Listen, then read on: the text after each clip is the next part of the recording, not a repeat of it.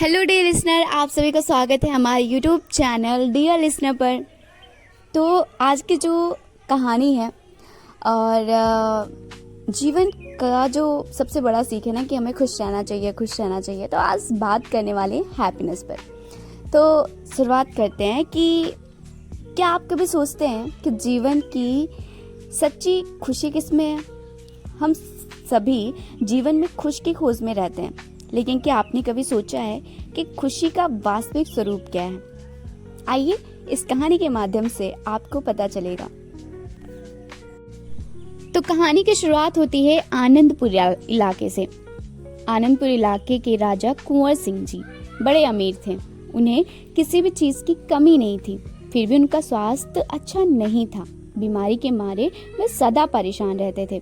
कई वैद्यों ने उनका इलाज भी किया, लेकिन उन्हें कुछ फायदा नहीं हुआ। राजा की बीमारी बढ़ती गई, सारे नगर में यह बात फैल गई। तब एक बूढ़े ने राजा के पास आकर कहा, महाराज, आपकी बीमारी का इलाज करने की मुझे आज्ञा दीजिए। राजा से अनुमति पाकर वह बोला, आप किसी सुखी मनुष्य का कुर्ता पहनिए, अवश्य स्वस्थ हो जाएंगे।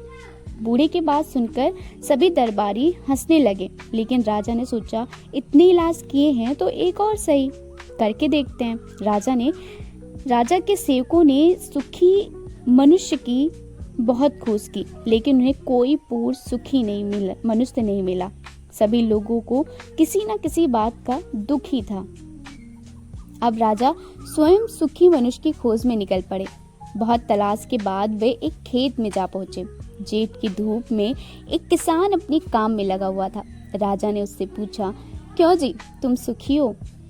किसान की आंखें चमक उठी, चेहरा मुस्कुराया। वह बोला, ईश्वर की कृपा से मुझे कोई दुख नहीं है। यह बात सुनकर राजा का अंग अंग मुस्कुरा उठा। जब उन्होंने राजा किसान का कुर्ता मांगने के लिए उसकी ओर देखा तो पता चला कि किसान सिर्फ धोती पहने हुए हैं और उसकी सारी देह पसीने से तर है।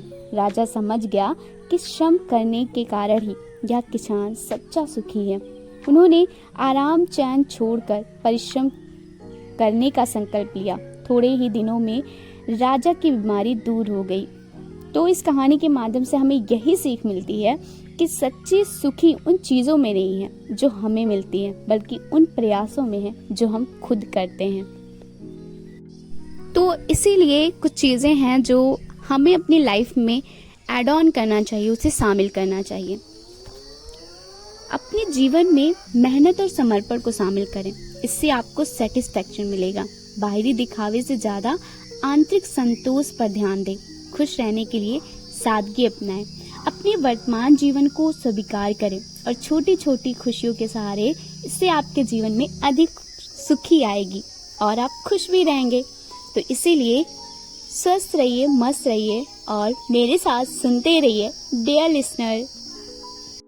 और हाँ, चैनल को लाइक, सब्सक्राइब और शेयर करना बिल्कुल न भूलें। और मेरे साथ सुनते रहें डियर लिसनर।